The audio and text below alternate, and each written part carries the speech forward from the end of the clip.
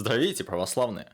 Какой образ возникает у вас в голове при словосочетании «военное государство»?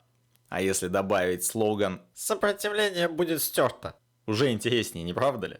А если фильм с таким названием по жанру относится не к военно-биографическому, а к фантастическому боевику? Ближайшее будущее, бластеры, дроны. Кажется, что избито.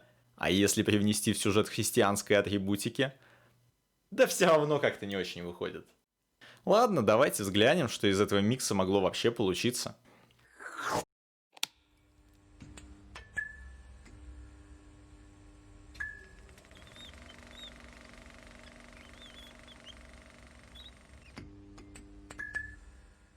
Фильм встречает нас кадрами новостных сводок о том, что в США опять какие-то беспорядки, спровоцированные экстремистами, ввиду чего государство заключает с ЧВК Норкорп контракты на поставку военных кадров и новейшей техники.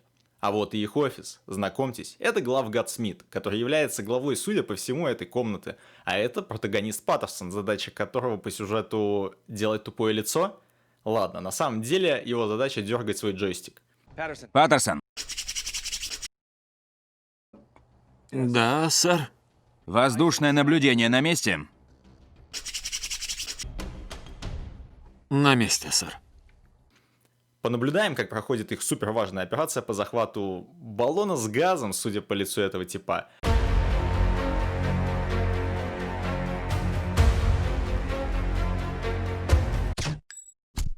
В итоге баллон оказывается пустым, обдолбанный затирает телегу. Ваше государство прогнило.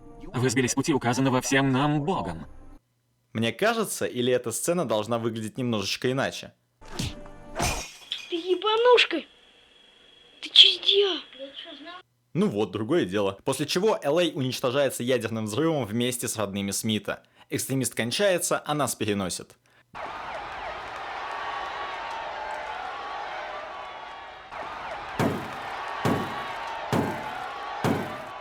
Далее мы слышим проницательный диалог Паттерсона и его сестры Саманты. Сэм, я хочу кое-что обсудить. Вчера вечером ты опять опоздала, мне сообщила об этом служба охраны Норкорп. Запомните, это нам пригодится на будущее. Тебе же наплевать. Сэм, твоя безопасность для меня важнее всего на свете, поэтому я увез нас из города, чтобы тебя защитить. Скажи спасибо, но вместо этого ты... Ты разрываешь меня на части, Лиза! Я не хочу прийти домой и обнаружить, что тебя убили и упаковали в мешок. Как маму с папой? Нет, серьезно, что с ней не так? Она будто укорила своего родного брата в том, что он пытается ее обезопасить от участи родителей. Я бы понял, если бы эта героиня была прописана нигилисткой с суицидальными наклонностями, но она не прописана. Вообще. Как и все, собственно. Идем дальше. Следующий день нам открывается сценой, в которой Смит показывает, насколько он главный. 8 утра значит 8 утра, Паттерсон. Простите, сэр, дома были проблемы. Блять, да мне похуй на тебя, блять, слушай. Какая у тебя там тачка, блять, квартиры, срачки там, блять, яхты, все, мне похуй. Да, сэр. Я и так освободил тебе воскресенье под религию. Да, сэр. После чего он связывается со своим бойцом, который находится... Это что, Майдан? Порошенко все-таки сдержал свое обещание и таки направил в Америку 10 миллионов украинцев, и там они попытались избрать своего президента? Или это был не Порошенко и не украинцы? Неважно. Именно против этого мы сражались за границей, и мы не потерпим попыток лишить нас наших свобод. Короче, задача бойцов спасти министра, с чем бойцы почти успешно справляются, но прокомментировать этот эпизод удалось одному из жителей кабинета. Полный хаос. Да что не так с режиссером? И до 2015 года в США проходили беспорядки, откуда можно было взять кадры, но он умышленно вставил целых 2 отрезка с украинских протестов. Да если бы тут не было министра обороны, можно было бы предположить, что действия фильма затрагивают украинские события, ибо вопрос границ там тоже актуален. Есть и вторая версия. Возможно, монтажер не знает, как выглядит флаг Украины и вообще не догадывается о существовании такой страны, но откуда он тогда брал нарезки протестов? В общем, халтура. Начать бомбардировки. Жертвы допустимы. Как только они напали на моих людей, они выбрали сторону. Паттерсон открывает огонь по толпе. И тут есть проблема. Чтобы попасть в подобную организацию, нужно пройти 100 проверок на предмет сочувствия социально опасным субъектам. Учитывая тот факт, что дальнейшее повествование будет сосредоточено на крестах, возникает вопрос. Как человек, который держит дома крест и вообще имеет разрешение начальства на воскресный выходной, оказался за пультом управления оружием массового поражения? Нам, конечно, покажут, что он стоит на учете как неблагонадежный, однако это не меняет самого факта. Вечером того же дня Саманта попадается на нарушение комендантского часа и слышит следующее. Вы помещаетесь под домашний арест на 30 дней за нарушение комендантского часа. Вам разрешено посещать уроки, но транспортировать до и с места их проведения вас будет местное отделение службы безопасности Норкорп. И получает браслет на ногу. Запоминаем, все эти мелочи очень важны, так как в будущем выстрелят как чеховское ружье. Проходит 2 недели, и мы узнаем, что... Гражданское сопротивление проникло в еще одно здание Норкорп. Еще одно? Еще одно, понимаете? Ладно, отмотаем немного. В самом начале, а точнее 3 года назад, Норкорп получает. Первый оборонный контракт. В этот же день операция, проводимая этой же компанией, проваливается, из-за чего LA превращается в радиоактивный пепел. Проходит 3 года, и мы имеем следующее. Восстание не подавлено, бойцы компании неуравновешенные, а за оружейной кнопкой сидит верующий человек, родители которого, судя по его беседе с сестрой, были репрессированы режимом. Теперь Паттерсон при легальной проверке сервера обнаруживает свое имя в списке угроз, при всех вставляет флешку в комп, загружает софтину, которую, видимо, всегда носит с собой, и сваливает. А теперь вопрос. Какое должно быть отношение к работе, чтобы так сильно халтурить на всех этапах кинопроизводства? А мне похуй. В итоге он без происшествий двигает до дома, не пересекшись с этими парнями из рейда, и успевает собраться.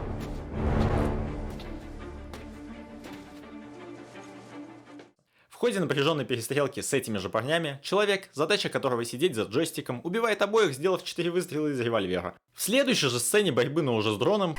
Патроны кончились. И это единственная и по совместительству нелепая сцена, где возникает проблема с количеством патронов. Но мы же смотрим sci-fi.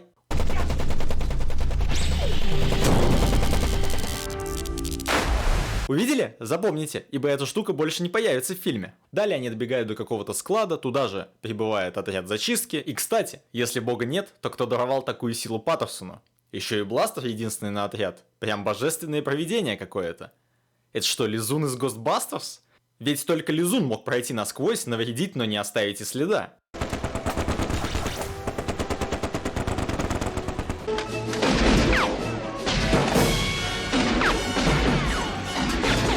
Да ладно, я шучу. Понятно же, почему они мажут. Такими футажами в принципе попасть невозможно, камон. Ах да, бластер увидели? Запомнили? Ну и хорошо, так как он тоже больше в фильме не появится. В итоге героев зажимают, но Паттерсон хочет, чтобы сестру не трогали.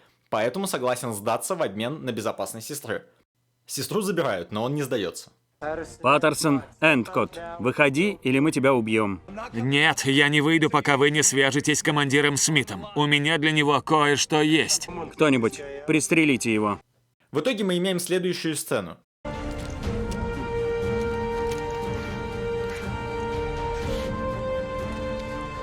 Ты знаешь, что это такое? Это воля Божья.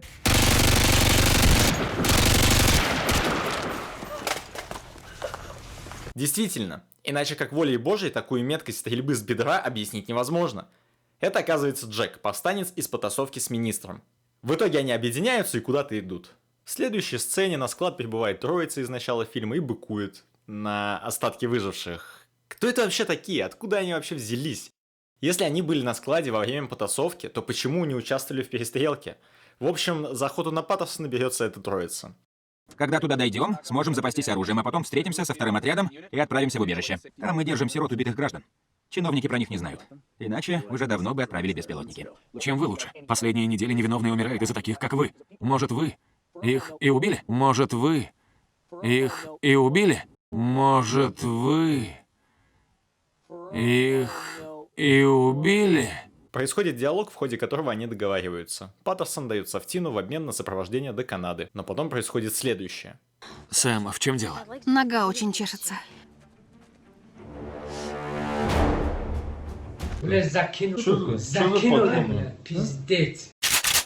Да, только что чеховское ружье снесло головы всех участников этого фильма, даже частично задеты мозги зрителей. Каждый, кто видел этот момент, отупел. Прошло чертовы 2 недели, за которые этот Патиссон не заметил, что его сестру привозят и увозят автомобили его ЧВК. И это еще не все. Вот этот парень вначале сказал. Ведь опоздала, мне сообщила об этом служба охраны Норкорп. Позже эти ребята говорят. Вам разрешено посещать уроки, транспортировать.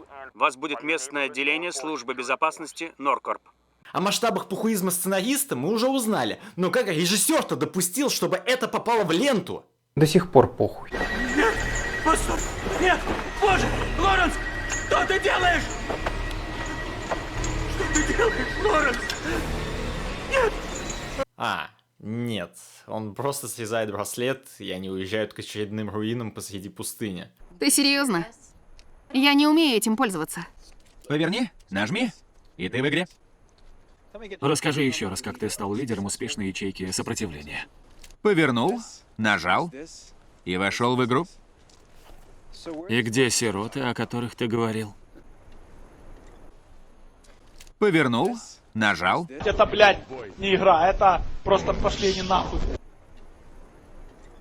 Здесь сирот нет.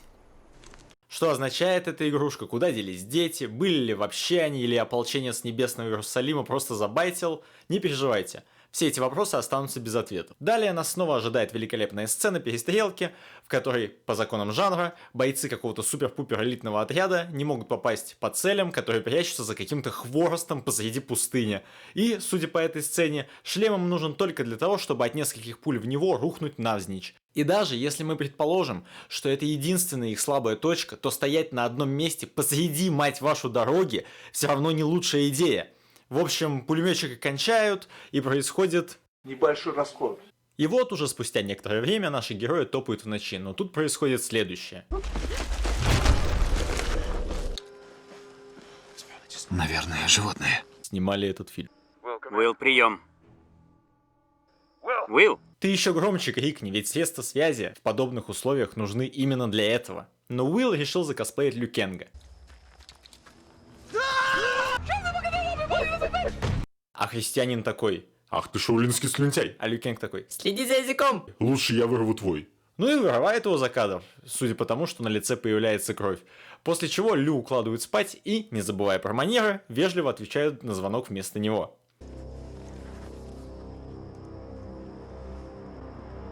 Светлана, да? К утру они доходят до места, которое буквально обозначено крестом, и там Джек предлагает следующее. Нужно разделиться. Нет, ни за что. Будем действовать осторожно, чтобы не случилось держаться вместе. Паттерсон рассказывает о плане сестре. Разделимся? Нет. Сэм. Ни за что. Неправильно. Нет, лучше мы разделимся. Так мы сделаем все быстрее. Он ей скидывает свой тяжелый рюкзак и кулон матери, и они расходятся. И уже следующая сцена намекает на то, что разделение было плохой идеей, ведь половину группы кончают, а нас ожидает диалог, в ходе которого мы узнаем, что масконосец — это некий Джеймс, с которым Паттерсон был когда-то знаком. И тут пора бы расставить все точки над «и». Джеймс, масконосец, единственный выживший из троицы, имеет кодовое имя RZ-9. Оригинальное название фильма RZ-9. Но почему так, если по факту он отличается от двух других и строится лишь тем, что имеет чуть больше экранного времени ввиду их быстрой и глупой кончины? Так много вопросов и так ни одного ответа. Ладно, вернемся к фильму. Паттерсон кончается, после чего Джеймс связывается со Смитом и намекает на бессмысленность миссии. При всем уважении, сэр, я даже не знаю, что ищу. Ты думаешь, я шучу, что ли? Сижу здесь от неху делать? В это время наша вторая парочка чилит в бункере посреди пустыни, но к ним наведывается нежеланный гость. Джек пытается застрелить его футажами, чтобы, не дай бог, в него не отрикошетило в таком узком пространстве. После увиденного дрон говорит: ну нахер. И убивается об стену. И вот, наткнувшись в лесу на очередной отряд бойцов, Джек начинает доказывать, чем хорош нож. Ножи хороши тем, что от них нет шума. И чем меньше от них шума, тем удобнее нам будет их использовать. Саманта отвлекает на себя внимание своим побегом, а Джек почти всех разваливает, попутно получая вывих плеча. Из-за травмы они решают сделать крюк, чтобы починиться у Бет, знакомой Джека, которая живет в одиноком домике в лесу. Значит, из-за тебя самолеты над нами летают? И, видимо, живет там с самого детства, ибо не знает, что самолеты летают из-за братьев Райт. В это время RZ-9 проходит кастинг в битву экстрасенсов. Это энергетика очевидна, как будто вы адресы знаете, куда идете, да? Бет латает сломанного, а на следующий день они выдвигаются, чтобы объединиться с дружественным отрядом. Добро пожаловать. Мы вас сопроводим. Мы ждали вас по просьбе канадских друзей. Но выдвинуться вместе им не удается, так как до них добирается масконосец. Найди укрытие! Найди укрытие! Протянешь сумкой еще километр? Протянешь еще километр со стволом? Парочка сбегает, оставляя отряд на верную смерть. И пока идет эта увлекательная перестрелка, хочу отметить, что данный фильм по уровню постановки сцен недалеко ушел от индийских фильмов. Не хватает лишь нелепого кульбита «Твою мать!».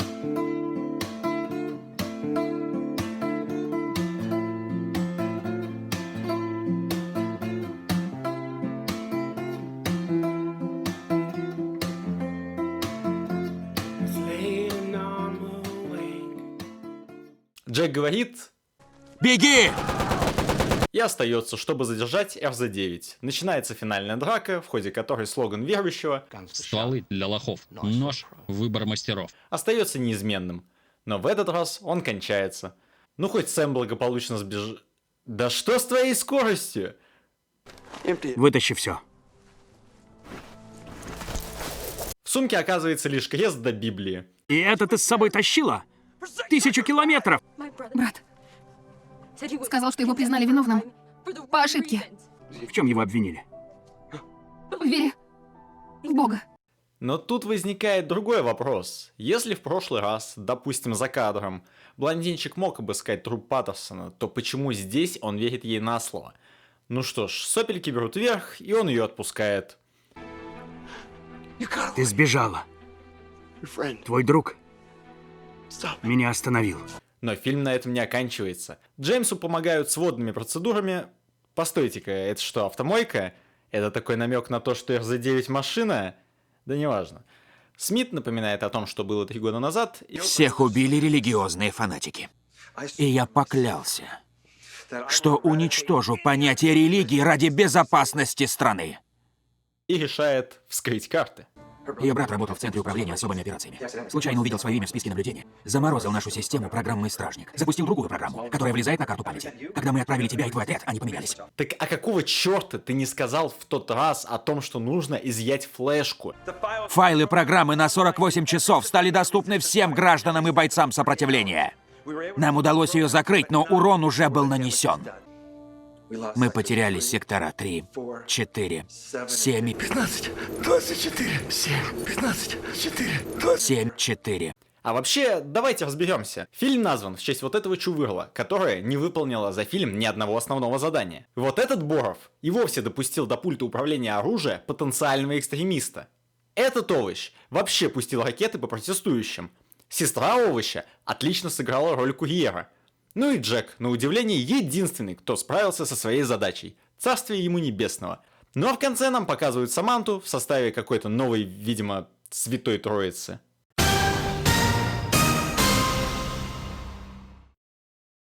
После нескольких просмотров в ходе производства данного обзора могу ответственно заявить. Военные государства – говно.